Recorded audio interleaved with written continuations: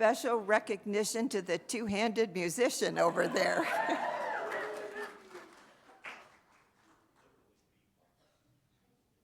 Now, I invite you to take a deep, I already did that. Our opening words are Prayer for Diversity by Adam Slate. Spirit of life, spirit of love, spirit of hope, spirit of justice. God, known by many different names, yet known to all faiths. What a gift you have given us by making us different from one another. Each of us with our own perspectives and beliefs, each of us with our own strengths, each of us an individual treasure, yet so much more magnificent when we join together. Guide us as we strive to know one another. Help us to appreciate rather than fear our differences. Give us the strength to stand up to oppressors and to the intolerant. Give us the voice to be louder than those groups who seek to divide us and do us harm. Give us the spirit to stay engaged in this struggle as long as it takes, even if it takes generations. And at the same time, give us the compassion to help those who do not share these values to understand this truth. In your name, in all the holy names by which you have ever been known, let us say, Amen. Now let us worship together. Okay, as do many Unitarian Universalist congregations, we begin our time together this morning with the lighting of a chalice. The chalice is a symbol of our Unitarian Universalist faith and represents the Unitarian Universalist Association, or UUA. The flaming chalice symbolizes the heritage of our past, the warmth of community, and the light of hope within this church today. Our chalice lighting words this morning are The Great Turning by Lisa Garcia Sampson, offered by Judith Clements. In this wild, historic, and uncertain times, we gather to remember who we are, who we belong to, and what we are called to do. As we light this chalice, we kindle the spirit of the great turning, the movement of justice, alive in this nation today. May we feel it in our bones, and in the stillness of this hour, may we sense it calling our name. Thank you. Thank you. Our opening hymn is number 298, Wake Now My Senses, in your gray hymnal. Please stand if you are able and so moved and join our song leader, who does not look like Darren. We have the glorious voice of Sue Spell today. Oh, how kind. Good morning, everyone. That's going to be hard to, great compliment. We're going to sing verses 1, 3, and 4 on this morning, please.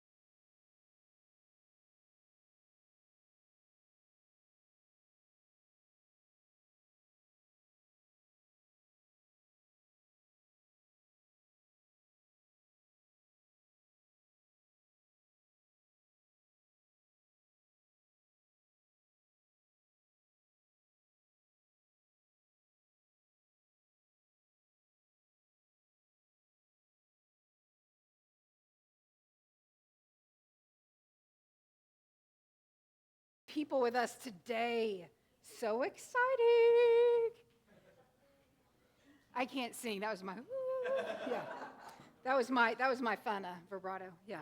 I am really glad to see all of you guys. Would you like a pillow, Henry, and for your sister? Awesome. Thank you. Man, I've met some new really cool people this morning. I love seeing all these faces. So, how many of you know that there's liquid sunshine falling right now? Do you know what liquid sunshine is? What's liquid sunshine, Justin? Rain. I have enjoyed the rain that we have had up here, and I feel lucky that we have been able to stay safe and stay well up here with the rain, because we definitely need some rain. But, you know, it also rained Friday, and it was cool, and that was very weird, because what was different about this Friday? Tao? It rained and thundered. It was it really hot on Friday? I mean, was it really? James? It was the 4th of July. That's correct. That is correct. It was the 4th of July. And the 4th of July brought about lots of feelings for us, right? Young and young at heart, it brought about lots of feelings for lots of different reasons. For some, July 4th is about celebrating with friends and family. I know some people got to go swimming. I know some people got to see movies. I know some people were in a parade. I know some people ate some hot dogs. I know there was lots of giggles and laughs, and maybe even some popsicles had. But for some of us, it wasn't a day of celebration. You see, July 4th, 1776 was the day the Declaration of Independence was finalized, and it was adopted. But the Declaration of Independence was a dream. It wasn't a reality. They had a dream. It was a hope. It was a hope that all people had to work for to create it, to make it a fact. And it also is the fact that large groups of people were left out. Lots of people weren't included in the idea and what was then the Declaration, the beginning of the Declaration of Independence. People had to work together for it to become a fact. People had to work together and live into community to make it better. We still have work to do. We still get to work together because we still have people that are not recognized, that are not treated as equal, but we get to do that work together as a community. I want you to look around this room and look at all those faces. All these people are here because we all want to do this work together. It's not one person that's going to do it. It's all of us working together. It's all of us coming together to celebrate in community. So when we talk about July 4th, no matter how you celebrated, we as Unitarian Universalists, we always are living into our values. We recognize there's work to do. We recognize that we have work to do to live into our values, not just in this place, but especially outside of these walls. We work hard because we believe in the worth and the dignity of every human being.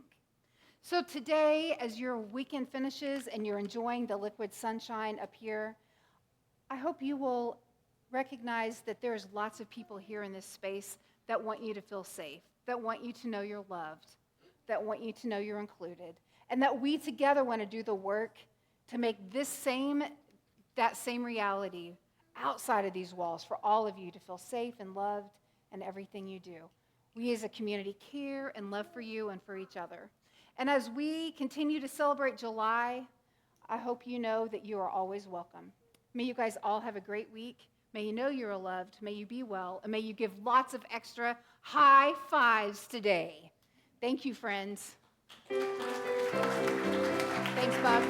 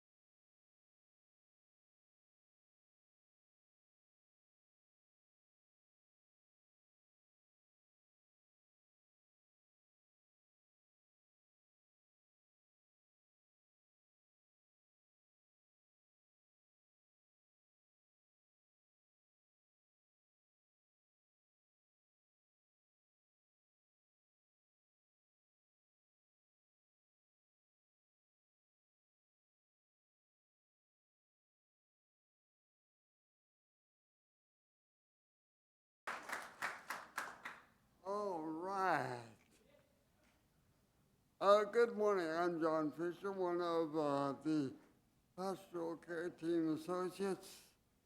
Despite the fact that I forgot my name tag today, in our community here at Westside, we make time each week to share pieces of our lives together with one another. We do this because each person in this community has value. Members of the team can be identified wearing a pastoral care team badge.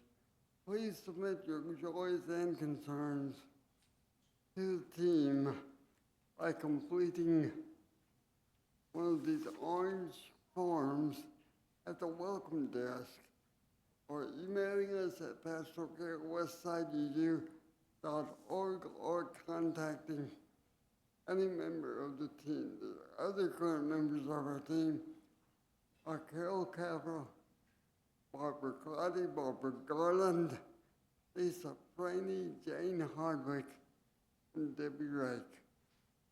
Would the members of the team please raise your hand so people can see who you are? Thank you. We share our concerns with one another today, knowing that sorrows come into each person's life, knowing that together we offer comfort. I was not handed any concerns this morning, but I have one. I want to remember those precious girls at the summer camp down south on the Guadalupe River that lost their lives in the flooding.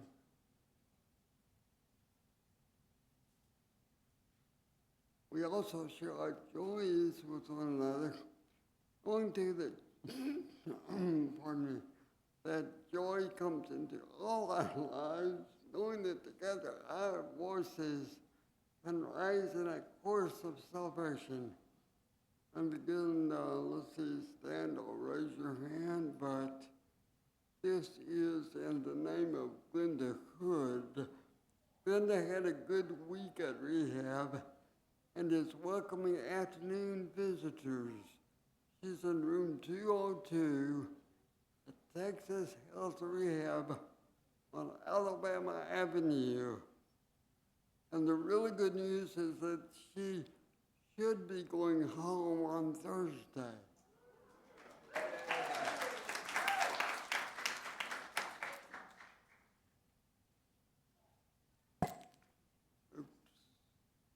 Okay, we make space each week for musical centering, knowing the life and experience of every person matters.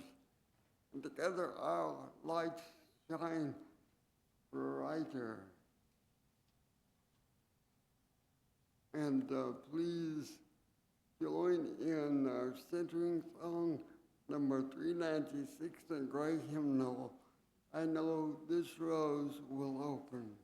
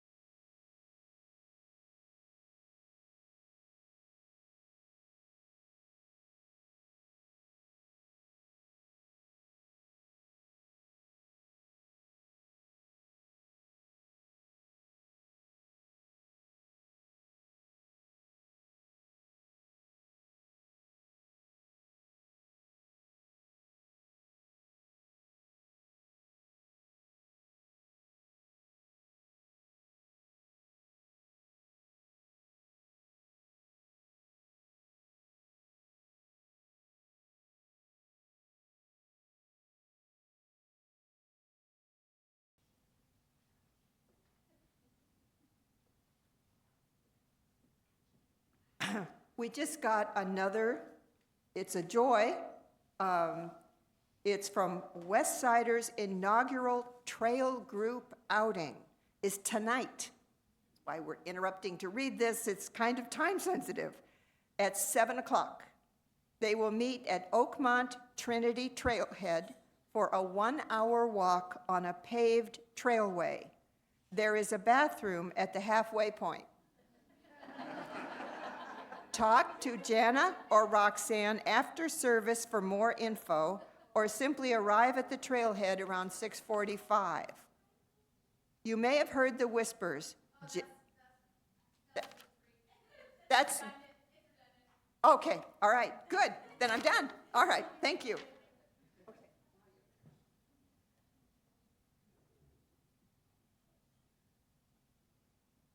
Good morning. My name is Diane Austin, and I will be leading our meditation this morning. I now invite you to relax your mind and body and join in a time of meditation. Today, we will begin with an introduction titled, "The Richness of Our Differences" by Julianne Lepp. Afterwards, our bell will sound to signal the start of a minute of silence for your own meditation, prayer, or reflection, and it will sound again at the end. The richness of our differences. We seek our place in the world and the answers to our heart's deep questions. As we seek, may our hearts be open to unexpected answers. May we be reminded that all beings are whole, sacred, and worthy. Let our hearts be welcoming of multiple truths, not holding hard or fast to close-mindedness or judgmental thinking. What can we learn from each other in the richness of our differences? May the heart of compassion help us recognize the sacred in each other and bridge differences in these challenging times. May each of us be held in relationship, accountability, and the power of beloved community. Blessed be.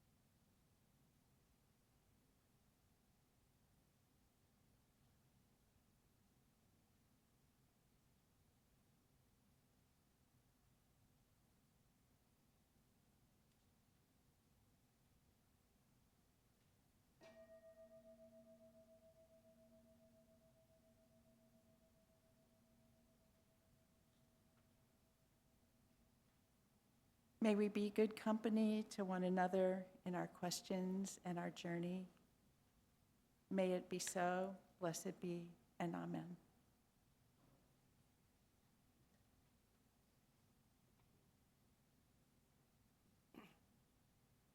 Here at Westside, we practice our UU faith in a variety of ways. One of those ways is by giving 100% of the gifts to our weekly collection, unless otherwise designated, to support organizations who carry out our transcendent values of compassion, justice, and equality.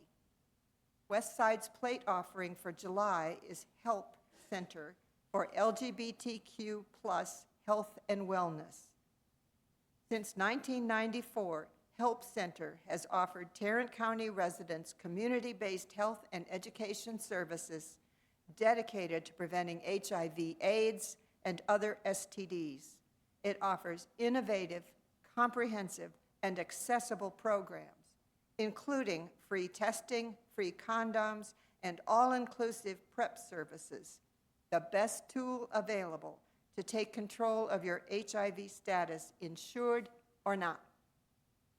Help Center engages the community through subcommittees, including GCL, Gay Community Leaders, and GCL members may come from gay student organizations, the Gay Rodeo, individual gay business and organizational leaders, etc. GCL helps spread the word about available services, such as when pop-ups for HIV testing are happening. Help also serves as the producer of Arlington Pride, as well as co-sponsor for Q Cinema International Gay Film Festival, among other endeavors. Help's focus is on making vitally needed care available to at-risk adolescents and adults, HIV-positive individuals, and ethnic and sexual minorities.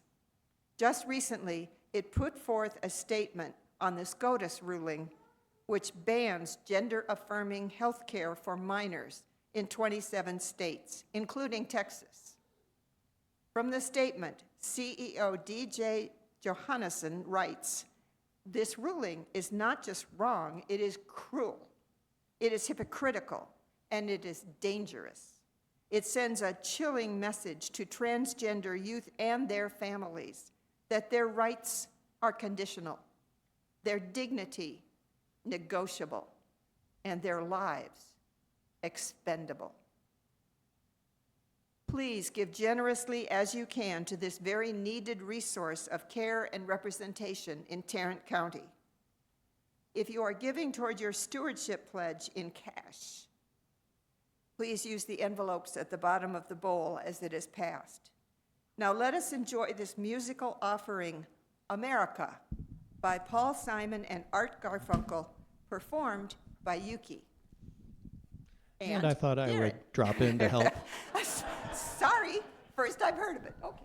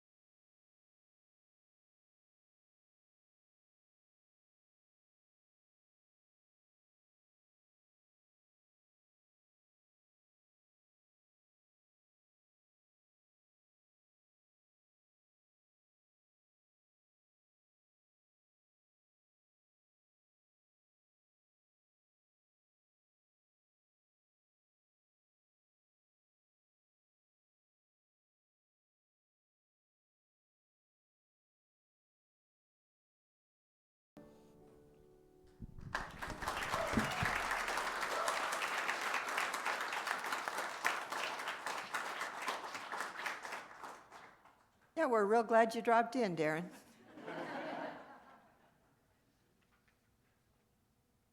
We thank you so much for putting into practice the spiritual virtue of generosity. Our giving connects us to the wider web of our community. And thank you for also keeping your stewardship commitment current to keep our congregation's important work going. Time for a reading. The reading will be Religion at Its Best by Sarah Gibb Millspaw. Religion is as much about faith in humanity as it is about faith in deity. And many of us will find that over and over, our faith in humanity gets tested. We are immersed in a culture that's deeply corrupted by selfishness, greed, and oppression-born privilege and fear. It's all too easy for us to justify the dehumanization, ostracization, suffering, and death of others. It's all too easy for us to devalue some humans' lives and feel somehow that we're still good, upstanding, moral people. Religion at its best asks us to do better than this, to rise above the selfishness and status-seeking, the othering, and xenophobia that come so easily to us. Religion at its best, and our Unitarian Universalist faith, calls us to honor that which is sacred in each person, even those we might hate, even those we find disgusting. It impels us to accept on faith that there is a sacred spark, a worthy spark in every human. This can sound mundane, but it's very radical, revolutionary even. Each person sacred, each person worthy. Accepting this on faith changes how we live. In this time when so many of us live in fear of a dehumanizing political regime, let us renew our pledge to live out those sacred and humane teachings that draw us toward compassion, love, and justice in ever-widening circles of care. And now, Robert, pulpit is yours.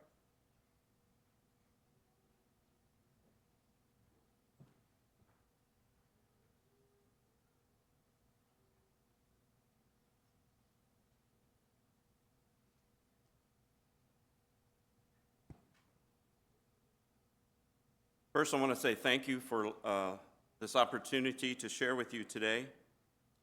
When I was studying at Perkins School of Theology in Dallas as a Methodist, there were several Unitarian students there, and I got to know several of them, and one in particular I got to know quite well, and she used to tell me, Methodists make good Unitarians. Yeah. Another person can attest to this. And then when I was serving as a campus minister in Waco, I got to know the Unitarian Fellowship pastor there. He was a part of a clergy group that I was a part of, and he allowed me to preach at his fellowship on several occasions. And he told me I could say anything I wanted, which I didn't always have the privilege to do. So again, thank you for allowing me to be here. I love the music. I'm a child of the 70s, 1970s, to be clear. So a lot of the music in my short time visiting here with you has spoke to me deeply, so thank you. And then one other quick disclaimer, I actually requested the song, This Land Is Your Land. And then I discovered there was a blind spot, and it was in regards to how Native Americans first received this song. For obvious reasons, the language of this land and what happened historically. So I just want to be clear, my intent was positive, and it was in line with what I'm speaking about today, things like diversity, inclusion, and the pursuit of a dream that embraces all peoples. So to talk about religion in America, it would take us hours to unpack all the different layers that relate to this subject, what it means now, what it has meant through the centuries. I will hit some high points of what I have learned, and another disclaimer, I'm not a history professor. However, I did stay at a Holiday Inn Express once. I wasn't sure who would get that. There are others who watch way too much television.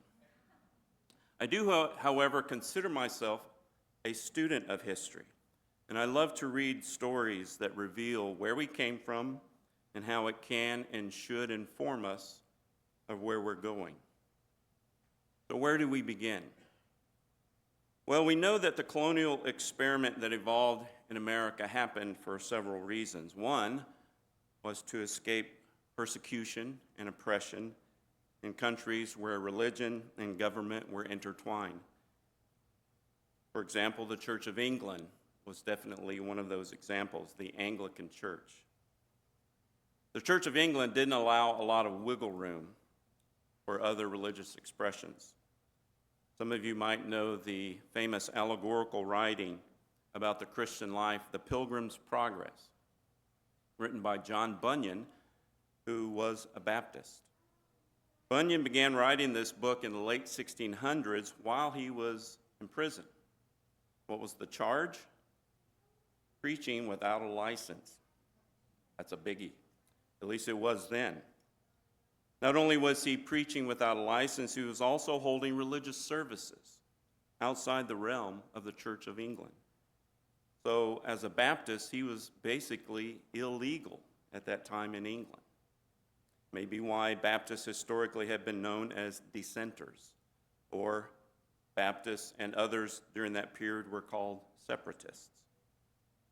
So when the colonies began to form here, there were continuations of Christian groups that were part of the colonial identity. We can even say the majority of the colonies, as they developed, had strong Christian expressions. Maybe the prime example of that was the Massachusetts Bay Colony, founded by John Winthrop in 1630, that had strong, not just Christian, but also Puritan leanings. Puritanism was kind of a broad term for those who were uncomfortable with the Church of England, even before they came to the colonies.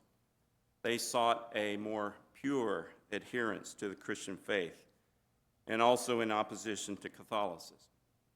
We could say they were fundamentalists even before there was such a term. And I remember, I think it was even in high school literature, Jonathan Edwards' famous sermon, "Sinners in the Hands of an Angry God." That emerged from the colonial Puritan movement.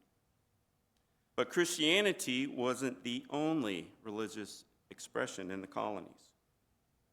2 of the 13 original colonies, Rhode Island and Pennsylvania, were established for the specific purpose of religious freedom.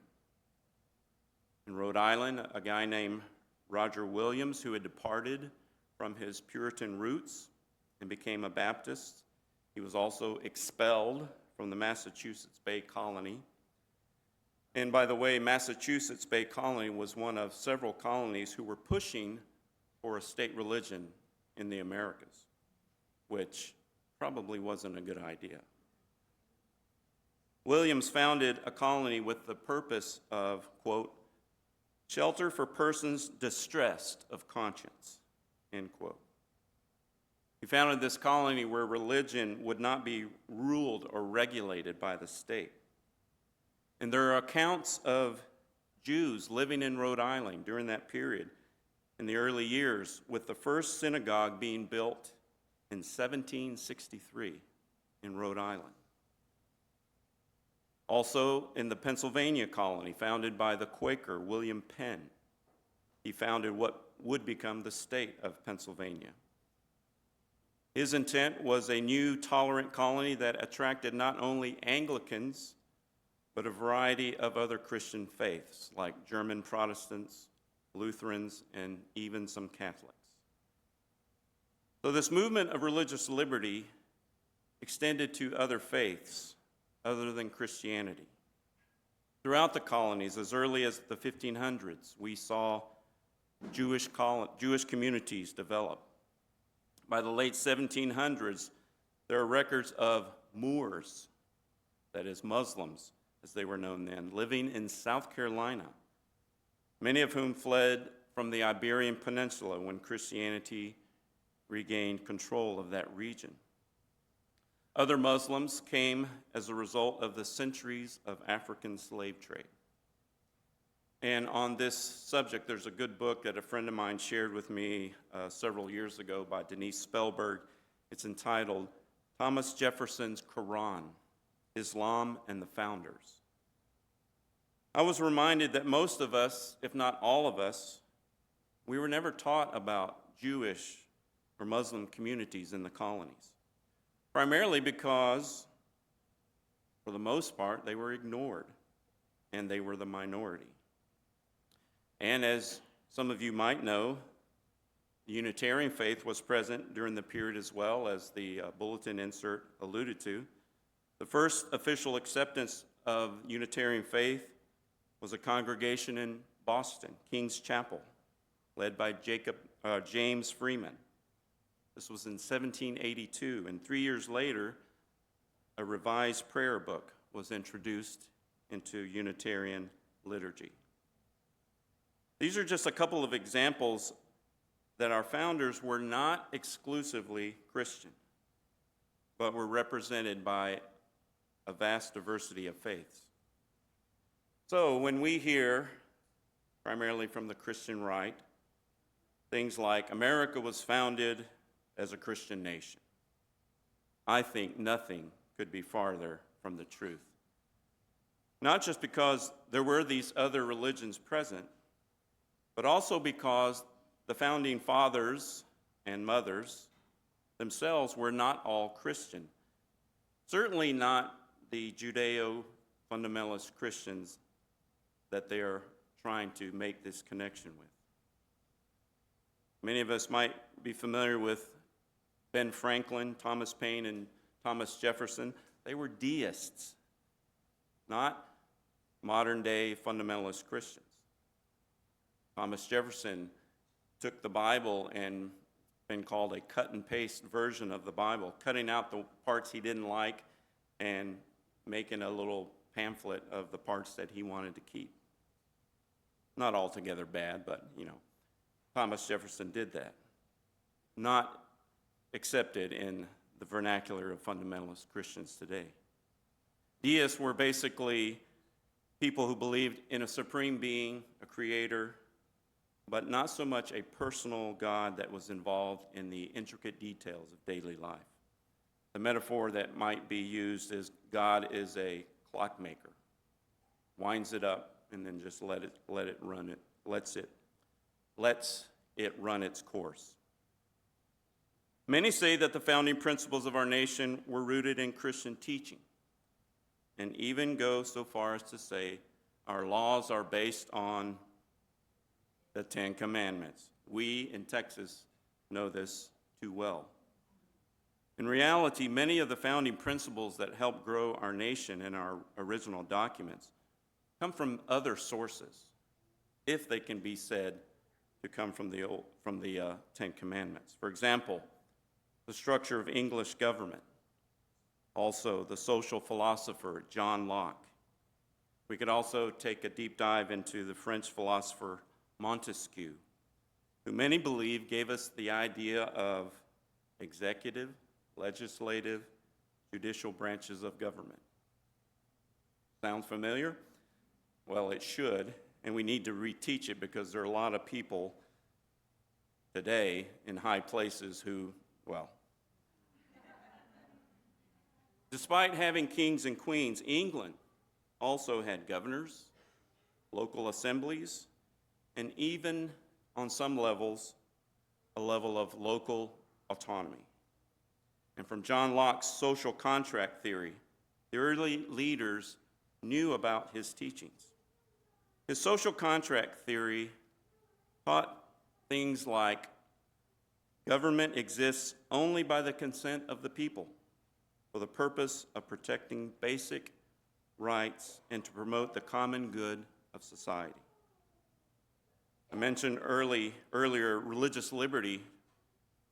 John Locke had much to say about this in his famous A Letter Concerning Toleration, where he wrote, "Religious intolerance and persecution result from a lack of understanding of the distinction between the realms of religion, the proper domain of the church, and civil affairs, the proper domain of government.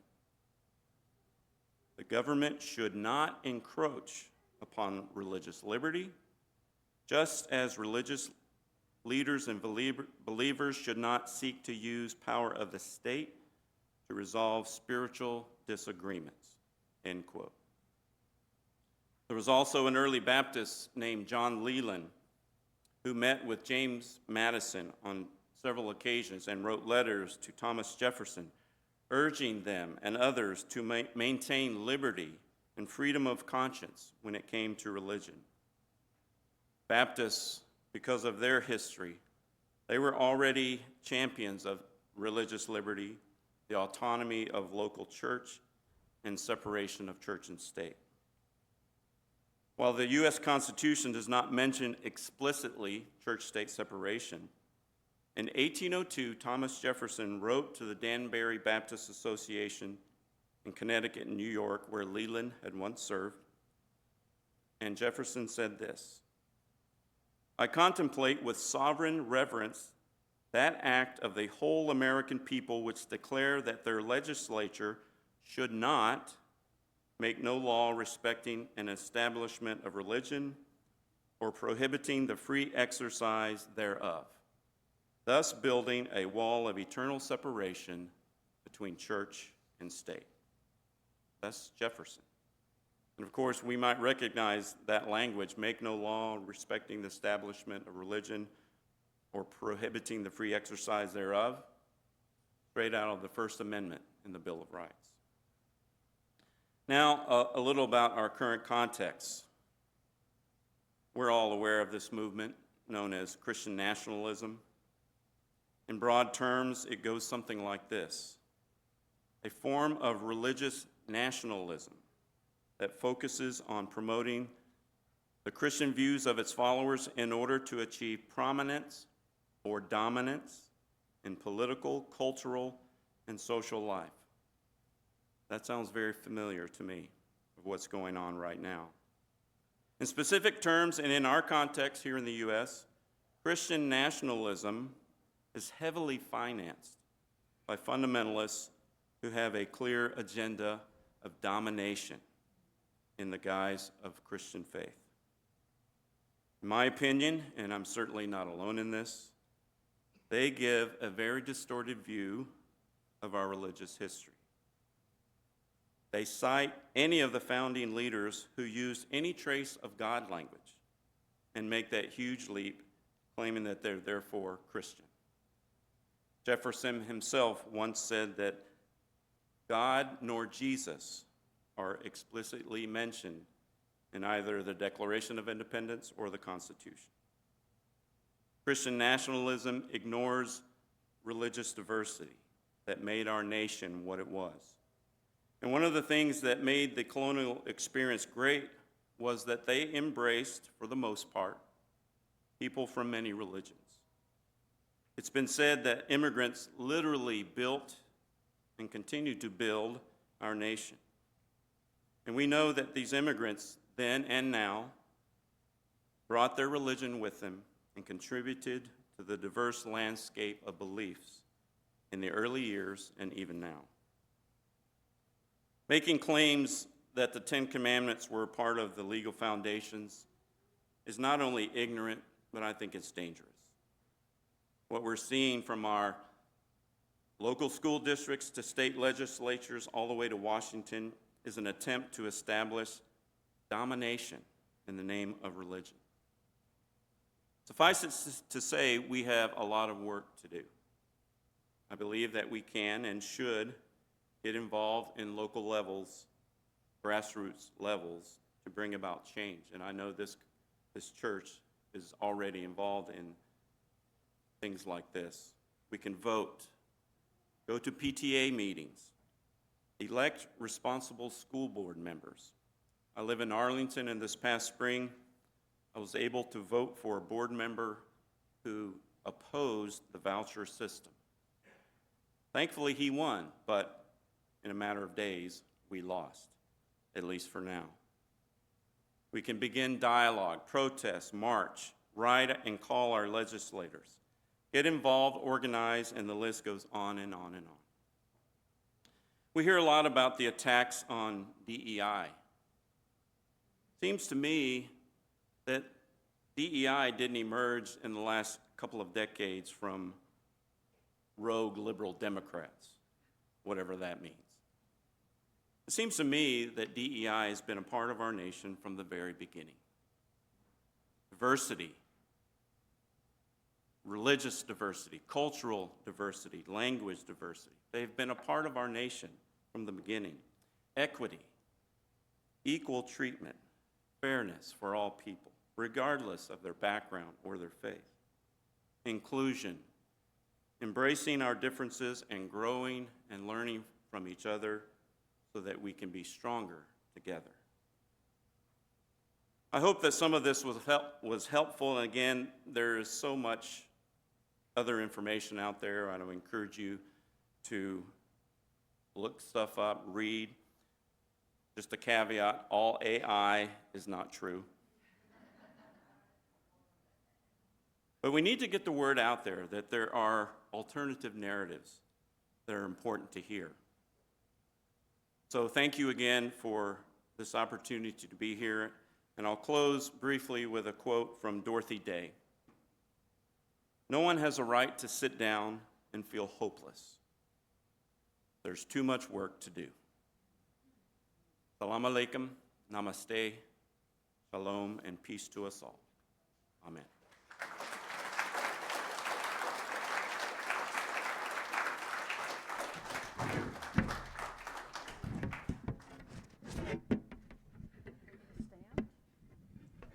Please rise as you are able and join together in singing our closing hymn today, number 297.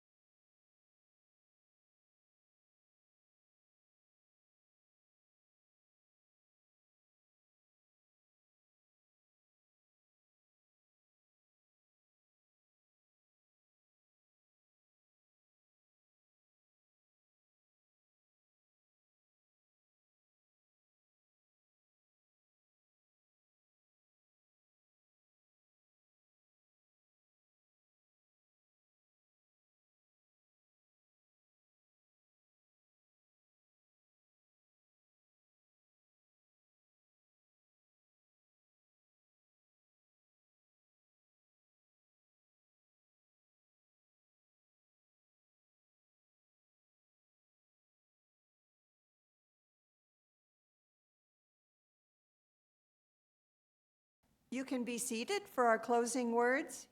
It is Our Journey Together by Deborah Hafner. We are on a journey. We didn't plan it. We didn't have time for the bread to rise. We may find ourselves in the wilderness, hungry, thirsty, doubting that we should have ever come. But look around. We are not alone. It is our journey together, a journey to our better selves, a journey to a better world, a journey to a more promised land.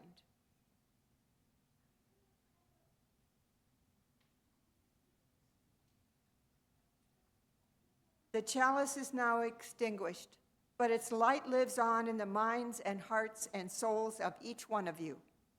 Carry that flame with you as you leave this place and share it with those you know, with those you love, and most especially with those you have yet to meet. You're all invited to stay after the service for conversation and fellowship. There's coffee and water and sometimes snacks, depending on how hungry people were before, in the fellowship hall. Okay, please stand once more and join me in the congregational closing. Go in peace, seeking justice. Go in peace, committed to equal rights and opportunities for all. Go in the peace that is created when together we build communities of true solidarity, deep compassion, and fierce, unrelenting love. Go in peace. May it be so. Blessed be, and amen.